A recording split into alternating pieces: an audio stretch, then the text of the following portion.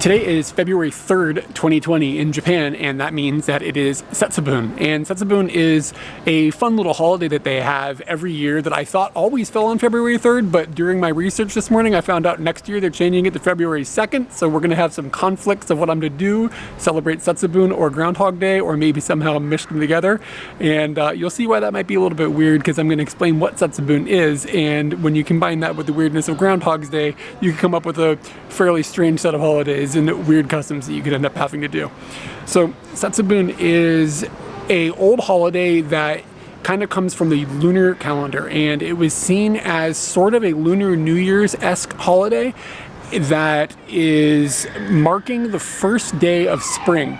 Now that falls in the early February, so the lunar calendar, you know, can move around and stuff. I think where they ended up locking this in doesn't really fall into like what spring feels like to me, because it's still like fairly cold outside, and we can still look at seeing snow after this point. Like, it can snow in February for sure. People are still going skiing, so it's not really tied to what we consider modern day spring. I consider like when you have the sakuras and the cherry blossoms blooming and stuff, and later in the year, that's more the spring of Japan. The name Setsubun actually means like dividing of seasons, so you can see like that's what they're doing with that. They're dividing winter from spring, and here we are. But like I said, it's still kind of chilly outside.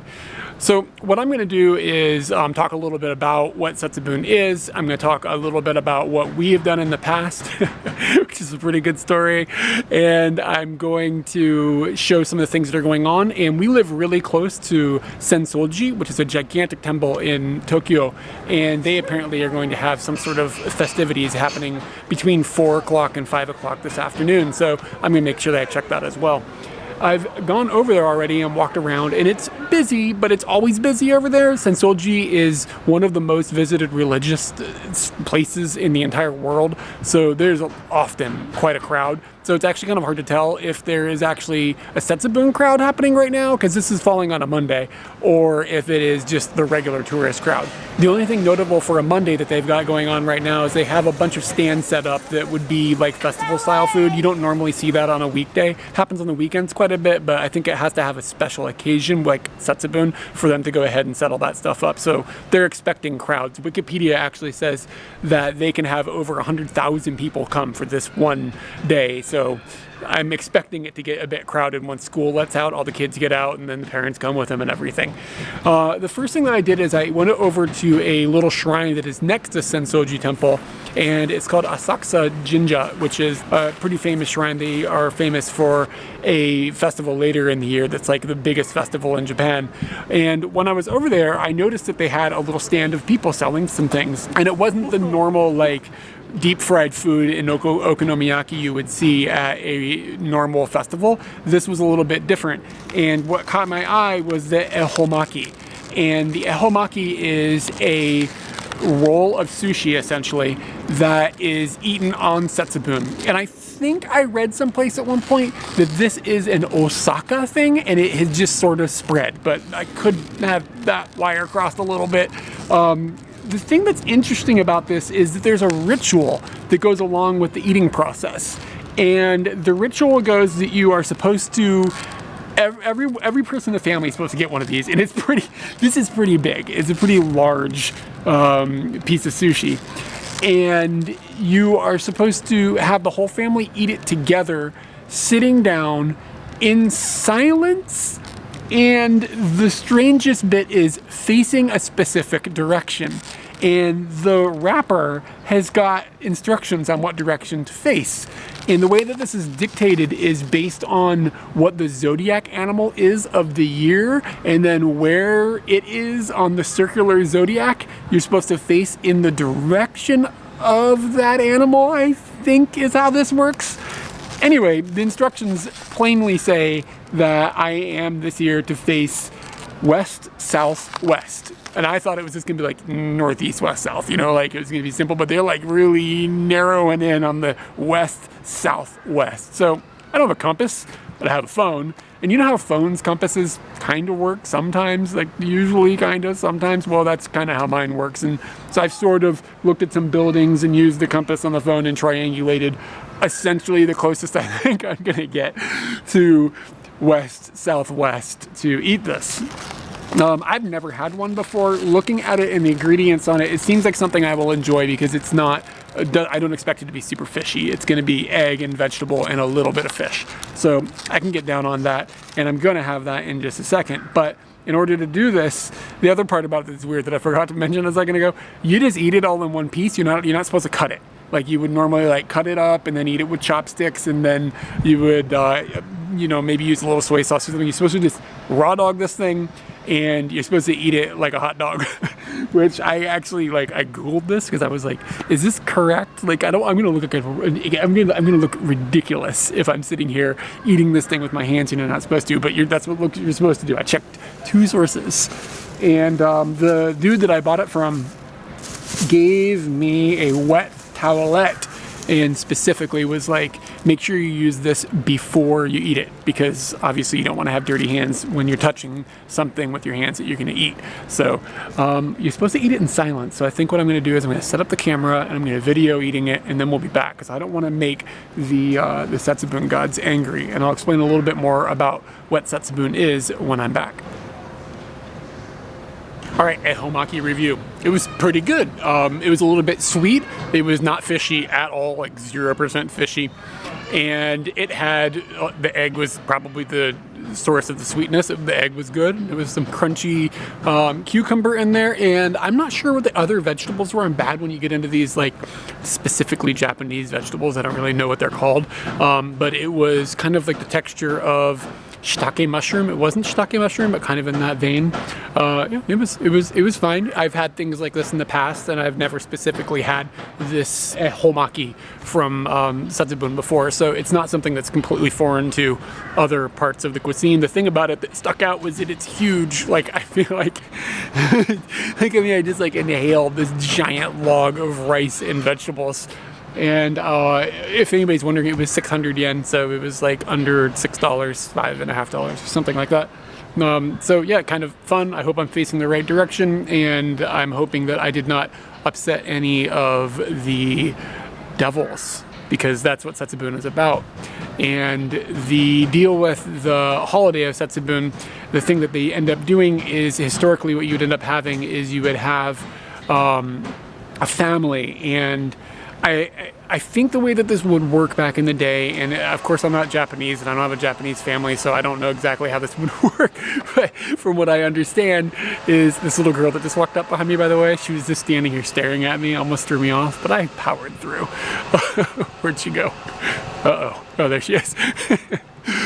So, the way that this would work is that one of the members of the family would wear a mask of an Oni, which is like a Japanese demon or devil. It's like this red-faced character with like kind of gold teeth, I think, usually, and he has gold horns sticking up off the top of himself. And it's kind of a character that you would see fairly common. The first place I ever saw this was, I think it's Mega Man 2, the Airman stage, those guys. Does anybody know what I'm talking about? So I saw that when I was a kid. That's where that imagery came from. But it's like a pretty common image that you would see in Japan, especially around this time. So one of the members of the family would wear this mask and come into the house or up to the house. And I think the way it works is that the male in the household that has the same zodiac assigned to him as the year that they're currently in is responsible for then taking roasted beans and throwing them at the devil. And the idea behind that being that it would scare away the demon and he would leave, and it was seen as like a cleansing of evil from the previous year, if there was anything left, and then scaring away the future year's evil. So you can see why this ties into kind of like a New Year's-y feeling thing, just because there's just like this resetting going on there. And it sort of has adapted now, where it's not just the male in the household that has the zodiac animal tied to their birth date. I think I'm explaining that right. That would be throwing the beans. Now it's kind of like kids do it. Like you go to temples or whatever, and like they'll have an Oni come, and all the children will throw the beans and stuff. And I'm wondering if I'm going to be seeing something like that here, or if it's going to be a different take on that. But that brings me to a story that I have about Setsubun that is a personal story and my basically full history with the holiday. Years ago, Katie and I used to work at a preschool, and it was a English language preschool, but all the students were Japanese, and this was when we lived in Saitama. Maybe this happened in 2014 or something. And I was not one of the preschool teachers, but I worked with some of the older kids. So during the daytime, I didn't have any classes. So I got, I got asked by the management to be the Oni. So I got to be the devil for the year. So they gave me this mask and they told me to wear a red shirt. And the students that were at the school where Katie was teaching were between the ages of 2, like really little kids, up until 5 or so. And I, of course, was told that, look, you're going to go into the younger kids' room and you got to be soft with these kids, because if you're not soft with these kids, then they're going to freak out a little bit, right? Because, I mean, I'm huge. Like, for reference, if you don't know, I'm 6'7", or about 2 meters tall. So I'm gigantic to a 2-year-old child. Like, I'm a monster. And they're having me put this mask on. And so the first room that I go into is the room with the 2-year-olds, and I go in and I'm just like, like really soft and like trying to be like okay. And the kids have already been prepped by the teacher, and they know that they're supposed to throw beans at the demon when the demon comes in. So most of the kids are all ready, and I go in and I open the door, and the kids just, they start throwing beans. But I look down, and the kids, the 2-year-olds, of course, so they're like scattered, like running around in circles. I look down, and there's this kid standing right in front of me, and he's looking up at me like, with this look on his face, like complete terror. And I can only kind of see him through the mask. And he just pees all over the floor. Like, unleashes the floodgates. And there's a puddle now around this kid. And then there's like, 20 other kids running around me, throwing beans at me and stuff. It was quite a spectacle. And so I go into the other rooms, and not much is going on in there. It's all normal. Nobody pees on the floor in the other rooms. They all throw the beans. And the kids that I go into the rooms of are progressively older. And at the time, Katie was teaching kids that were of the oldest level, and so they kind of know they know the drill at this point. They've been through it a few years, and they are older. They're a little more capable of dealing with an Oni like me. And I went in and to Katie's classroom, and of course, Katie's my wife, so I mean, I can do it differently in this room. So I run over and I grab Katie, and I'm like running around the room with her, and like the kids are like freaking out and throwing beans at me. And then I think it just ended in a big pile of kids attacking me, and then I excused myself and I headed out. So that's my whole Setsubun experience. I just think it's a wonderful story. I feel bad, but it's really funny that kid just that kid just let loose, man. So I think from here, I think that's the history. Did I give everybody the history? Yeah, I got a list over here. And then scaring away, purifying. One other note that some people have mentioned is that some people have a tradition where they will eat one roasted bean, or roasted soybean, I guess is what it is. They'll eat one of these for every year they are old, and that helps like repel the evil or whatever. But I'm not gonna get down on that. That's a lot of that's a lot of beans on top of that gigantic piece of sushi that I just inhaled. The first bit of the celebration started over here at Sensoji, this temple that's right behind me. And like I said before, this is a massive complex. It is a very large building, and it's very, very important in Tokyo and in Japan. And what they had almost was kind of like lighthearted and fun. A bunch of dudes that I'm sure are officials or whatever from the temple or important in the community came out on this structure that they have constructed that is not always there. It's just this extra stage that they have up on the side. And on cue, they all started throwing out bags of fukumame, which are the roasted soybeans.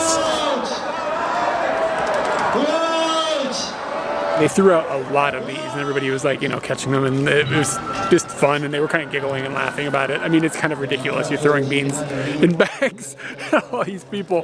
But I did just see a dude eating one, so it's inspired me. I'm gonna try and munch one down myself. And I don't know if we're supposed to be saving these because an Oni is gonna come soon, and we all throw the beans at the Oni. I don't know what the next step is gonna be, but I'm gonna stick around and see what goes on until the festivities are over. But first off, let's try one of these little beans. Kind of just tastes like a roasted bean. I don't know how to explain it. It tastes a bit like a dry bean, like the flavor of an actual bean, and then a little bit burnt on the edges, like on the edges of the flavor, not the edges of it, and it's crunchy. So that's that experience. Just as I was munching my beans, I noticed that they were stopping all of the traffic that's walking on the main drag that goes down between the entrance to this area, Kaminari-mon, to Sensoji, which is the giant temple. And the reason they were stopping traffic is because all the dudes that were throwing the beans were then getting in a big line, like a procession, parade type thing, and walking out of Sensoji up towards Kaminari-mon. And it seems like it's sort of like a official-esque type thing, like there's a procedure involved. And as they're going out, they're kind of just having fun with the crowd and stuff, and they're handing out more beans to people. And I'm just eating them now, they're good. And it's just like a big trail, like the end of the throwing out the beans. And as soon as that finished, I heard sounds coming from the stage area where they were throwing the beans. And they were having not like a play, I guess a play, that would be the right word. Some people with these like big head things on and telling a story of some sort that honestly I got there about half the way through and then spent the time filming, so I didn't follow the story of the play, but it seemed like the standard affair of the type of thing that you would see in old Japanese lore. And then they said, you know, we're gonna have some more stuff in just a few minutes, so just chill. So I've come back over to Asakusa Jinja, where I had bought the sushi log that was right over here. And there's a crowd of people that have gathered in front of this pavilion now. So I'm wondering if something is going to start happening there. And just for like physical reference, this is not a grand voyage, because like this is that place, and then that's the stage that we're throwing the beans from. Like it's right next to each other. It's all one gigantic compound. Behind me you can see there's like a little crowd of people staring at this wall, and what they're looking at is a schedule of the arrival of Gainoljin, which is like performers, entertainers, famous people kind of. And I looked at the name list, and I'd be honest, I don't really know that many Japanese celebrities that would be involved in such a event. So I don't recognize any of the names, so I'm not sure at what level of famous these people are, but the people that are coming up to it are definitely interested in reading the list and like, oh, I know that person, oh, I know that person. Like they're excited about this, and it shows what time these people are going to come out. So somehow they're going to start getting some famous people involved apparently. So at this little pavilion where there was a crowd of people, what it turned out to be is another little play. A couple of ladies came out with some spring-looking sticks, like off trees, like a sakura tree or something like that, and they danced around and there was some music and stuff. And again, I didn't quite follow the plot, but it was very pretty, very pleasant. And then they had a big crowd of people come out on the stage, and a bunch of younger girls, like probably not preschool age, but close to it, a little bit older than that. And they did like a big thank you for coming. Then they said, you know, we're going to be throwing some beans in a minute. Make sure that when you get your beans and the Oni comes later, you don't throw rocks at them. The guy dude was making jokes. I told the little girl start throwing beans. So it's very similar to what we had earlier with all the official dudes up on the stage, but this was some kids and then a bunch of official dudes. And they spent a while just throwing out more bags of, it's happening again, throwing out bags of beans again. So they're getting the crowd all set up, but I haven't seen an Oni yet. I haven't seen a double yet. So I don't know if that's gonna be something that's gonna make an appearance or if I'm gonna have to just maybe find one on my own. I don't even know where to begin looking for something like that. If they're throwing beans this way, does that maybe make us the devil? What does this imply? The best food in the world is bananas. So maybe the best festival food ever is a chocolate banana. So that's what I've gone ahead and gotten. To be honest with you, I probably haven't had one of these in 8 years. Like the first year that we were here, we did all the festival food and we were like, all right, never do that again. But I don't know, man, I'm looking at these bananas and they're tempting me. So anyway, chocolate banana. He's put a little cookie on there. The cookie has got a little bit of chocolate inside. I know that cookie. And this one is fancy because it's pink. Why does chocolate and banana just work so good together? It's just like, it's just so perfect. Like, you know, you have like any time that the two mix, it's just like heavenly. This thing was 300 yen, so it was like $2.50 or something. Maybe a little expensive for a banana, but I don't know, once every 8 years, like I can drop it. God, it is damn good. Now I just really want to have a banana split. That'd be a little harder to come by.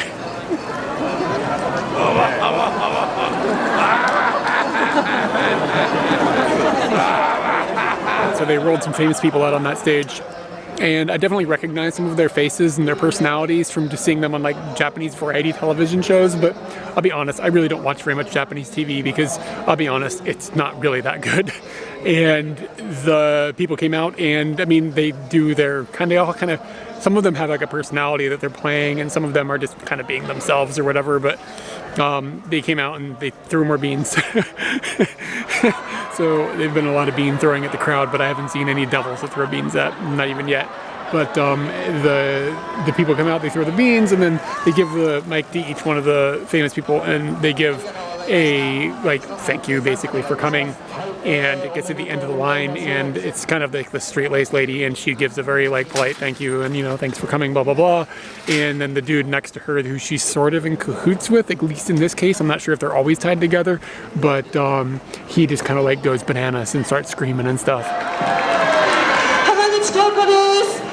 本日、もう節分で皆様にお会いできてとっても嬉しいです。今年も良い年にしましょうね。では、父のアニマルから来ますよ、ご挨拶。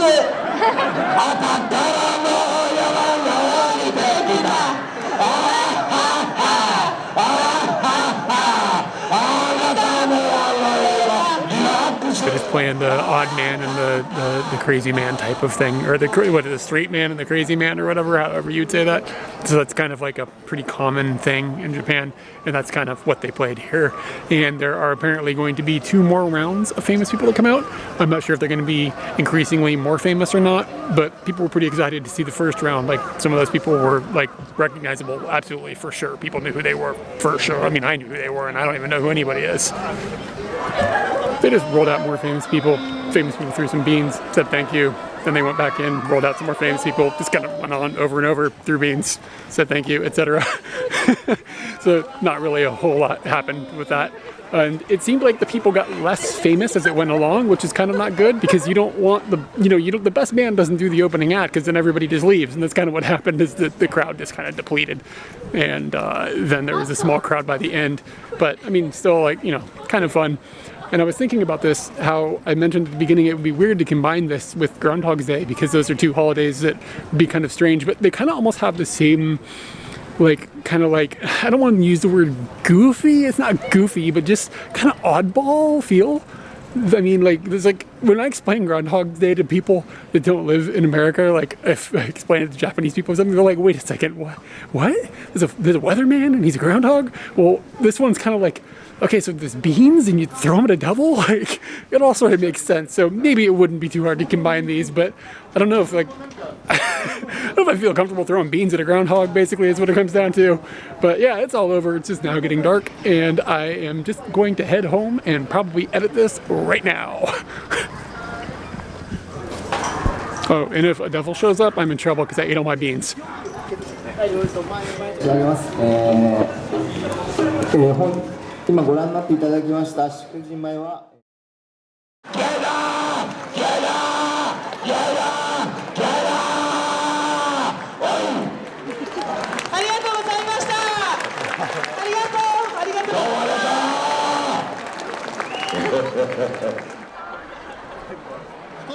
Thanks for coming along to check out Setsubun with me. Make sure to check out all of our social medias linked below.